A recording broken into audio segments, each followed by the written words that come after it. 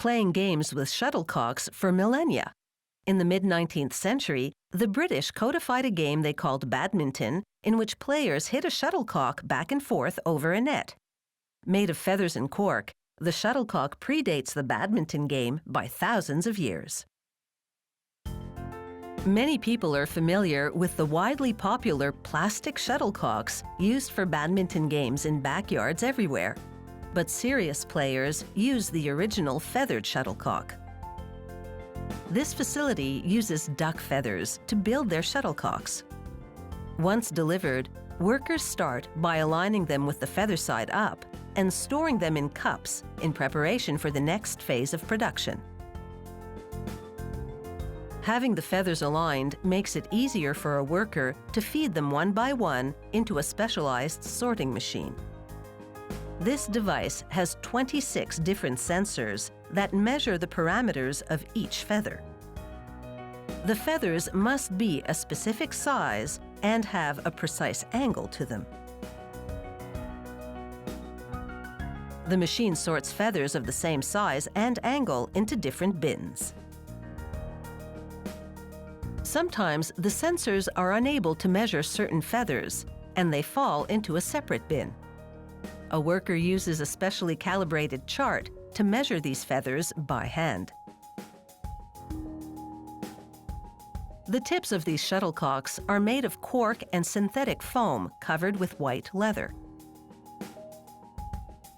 It's time to start assembling the shuttlecocks. Each shuttlecock must have exactly 16 feathers, which must be all precisely the same length. The punching machine begins the assembly process. It starts by punching 16 holes in the perimeter of the shuttlecock tip. The worker feeding the feathers into the device must keep pace with the machine, which is producing shuttlecocks at the rate of 1 per minute.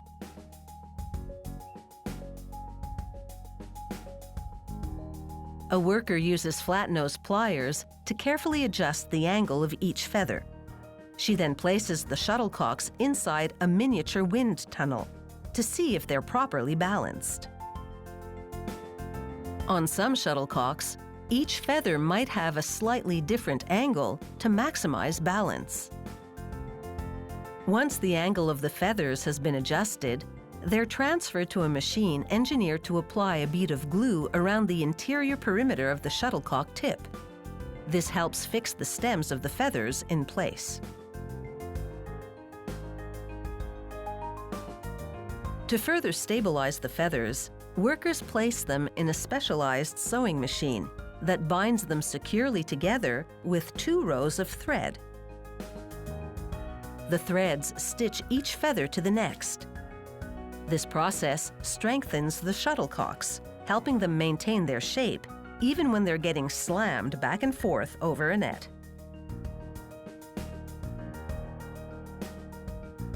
When the machine has finished stitching a shuttlecock, a worker ties off the thread to keep it from unraveling and cuts off the excess. Finally, she evens out the thread rows. With the threads in place, the shuttlecocks must undergo a final tuning. A worker once again adjusts the feathers to ensure proper balance. A machine applies glue to the threads on the shuttlecock, locking them in place to give them the necessary rigidity. The thread is calibrated to quickly absorb glue. A worker applies a green strip, which indicates a slow-speed shuttlecock. Medium-speed shuttlecocks get a blue strip, while the fast ones are red. It's time for quality control testing. A machine equipped with a racket-like arm fires the shuttlecocks to a waiting worker. Shuttlecocks can move at speeds as high as 90 meters per second.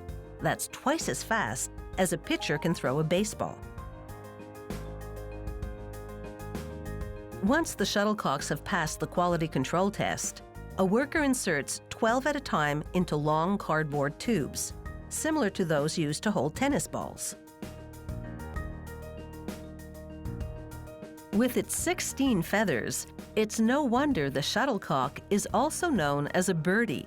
These high-quality products are ready to fly.